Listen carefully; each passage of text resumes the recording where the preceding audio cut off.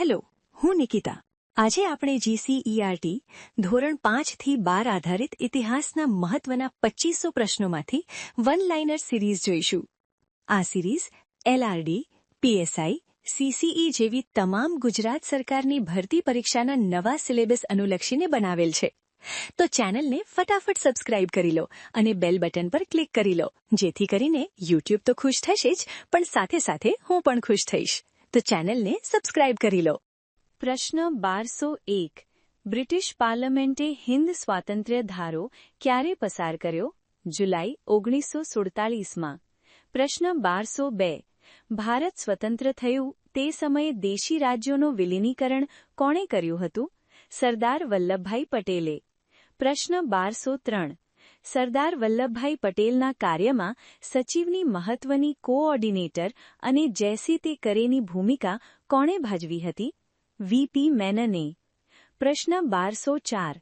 ભારતના કયા દેશી રાજ્યના શાસકે પોતાના રાજ્યને 15 ઓગસ્ટ 1947ના રોજ સ્વતંત્ર જાહેર કર્યું? હૈદરાબાદ. પ્રશ્ન 1205. હૈદરાબાદ રાજ્ય ભારત સાથે ક્યારે જોડાયું? 18 સપ્ટેમ્બર 1948ના રોજ. પ્રશ્ન 1206. હૈદરાબાદ ભારતીય સંઘ સાથે વિલીનીકરણ કરવામાં સરદાર પટેલની સાથે કોણે મહત્વની ભૂમિકા ભજવી હતી? 1207. જૂનાગઢના નવાબે કઈ જોડાણપત્ર પર સહી કર્યા? પાકિસ્તાન સાથે. પ્રશ્ન 1208. પાકિસ્તાને ભારતના કયા દેશી રાજ્યને પોતાના સાથે જોડાણની મંજૂરી આપી દીધી હતી? જૂનાગઢને. પ્રશ્ન 1209. આરજી હકુમતની સ્થાપના કોણે કરી? જૂનાગઢના નાગરિકોએ. પ્રશ્ન 1210. જૂનાગઢના નાગરિકોએ આરજી હકુમતની સ્થાપના કયા શહેરમાં કરી? મુંબઈમાં. પ્રશ્ન 1211. ભારત સરકારે જૂનાગઢ ભારત સંઘ સાથે કેવી રીતે જોડાણ કર્યું? લોકમત દ્વારા. પ્રશ્ન 1212. ભારત આઝાદ થયું ત્યારે જમ્મુ કાશ્મીરનો રાજા કોણ હતો? હરિસિંઘ. પ્રશ્ન 1213. પાકિસ્તાન કબજે કરેલા કાશ્મીરના ભાગ પાછા મેળવવા ભારત સરકારે કોની સમક્ષ ફરિયાદો કરી? સંયુક્ત રાષ્ટ્રના મંચ પર. પ્રશ્ન 1214. પોંડુચેરી ભારત છોડો. પ્રશ્ન 1215. રાજકીય પક્ષો અને સત્યાગ્રહીઓએ ગોવાને પોર્ટુગીઝોથી મુક્ત કરવા શું કર્યું? ગોવા મુક્તિ આંદોલન. પ્રશ્ન 1216. ભારત સરકારે જાન્યુઆરીમાં ફ્રેન્ચ ચોકીનું નેતૃત્વ કઈ રીતે કર્યું? ઓપરેશન વિજય. પ્રશ્ન 1217. ગોવા, દીવ, દમણ અને દીવ તથા દાદરા નગર હવેલીમાંથી પોર્ટુગીઝ શાસનનો અંત ક્યારે આવ્યો? 26 ડિસેમ્બર 1954. પ્રશ્ન 1218. ગોવા, દીવ, દમણ અને દાદરા નગર હવેલીને ભારતીય સંઘમાં ક્યારે જોડવામાં આવ્યા? 7 જૂન 1962. પ્રશ્ન 1219. દાદરા અને નગર હવેલીનું વડું મથક ક્યું છે? સેલવાસ. પ્રશ્ન 1220. દમણ અને દીવનું મુખ્ય મથક શું છે? દમણ. પ્રશ્ન 1221. ગોવાનું મુખ્ય મથક શું છે? ભારતીય ગણરાજ્ય ક્યારે અમલમાં આવ્યું? ઈસા 1950માં. પ્રશ્ન 1223. રાજ્ય પુનર્ગઠન પંચ રીઓર્ગેનાઇઝેશન કઈ રીતે ઓળખાય છે? ફઝલ અલી પંચ. પ્રશ્ન 1224. ઈસા 1956માં હૈદરાબાદ રાજ્ય કયા રાજ્યમાં સમાવી લેવામાં આવ્યું? આંધ્રપ્રદેશ. પ્રશ્ન 1226. રાજ્યની પુનર્ગઠનના કાયદા મુજબ કેટલા રાજ્યો અને કેન્દ્રશાસિત પ્રદેશોની રચના કરવામાં આવી? 14 રાજ્યો અને 5 કેન્દ્રશાસિત પ્રદેશ. પ્રશ્ન 1226. ગુજરાત રાજ્યની સ્થાપના ક્યારે થઈ? 1 મે 1960. પ્રશ્ન 1227. ગુજરાત રાજ્યની રચના ક્યારે કરવામાં આવી હતી? 1 મે 1960ના રોજ.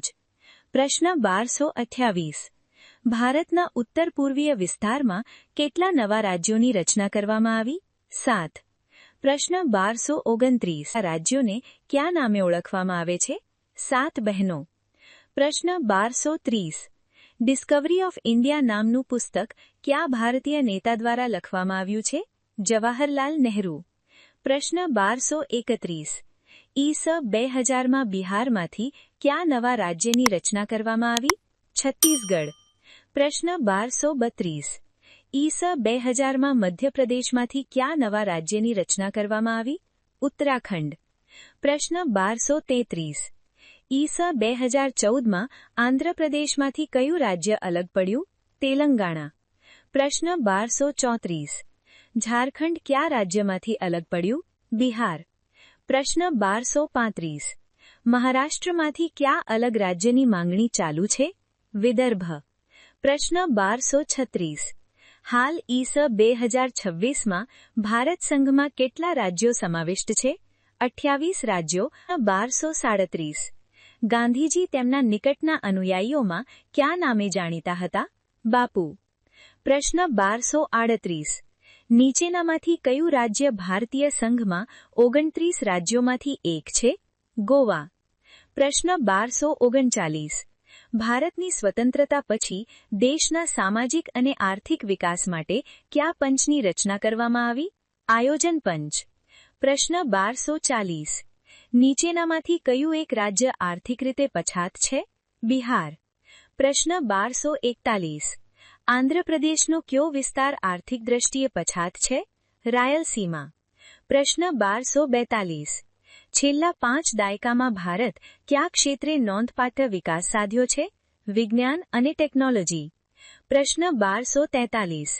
ભારતમાં મેટ્રો રેલવેનો પ્રોજેક્ટને કોણે સફળ બનાવ્યો? શ્રીધર. પ્રશ્ન 1244. ભારતે આર્યભટ્ટ. પ્રશ્ન 1245. ભારતે બાહ્ય અવકાશમાં આર્યભટ્ટ ઉપગ્રહ ક્યારે છોડ્યો હતો? ઈસ 1975માં. પ્રશ્ન 1246. ઈસ 1975માં કઈ પ્રકારની ઇમરજન્સી લાગુ કરવામાં આવી? આંતરિક. પ્રશ્ન 1247. ભારતમાં ક્યારે ઇમરજન્સી લાગુ કરવામાં આવી હતી? ઈસ 1975માં. પ્રશ્ન 1248. ભારતે બાહ્ય અવકાશમાં રોહિણી ઉપગ્રહ ક્યારે છોડ્યો હતો? ઈસ 1979માં. પ્રશ્ન 1249.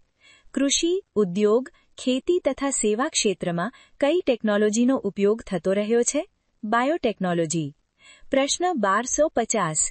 સંયુક્ત રાષ્ટ્રોએ કયા દિવસને વિશ્વ યોગ દિવસ તરીકે તમને આમાંથી કેટલા પ્રશ્નો પહેલાથી આવડતા હતા? કોમેન્ટમાં લખો. અને જો તમને આવા પ્રશ્નો ઉપયોગી લાગે તો વિડીયોને લાઇક કરો અને ચેનલને સબસ્ક્રાઇબ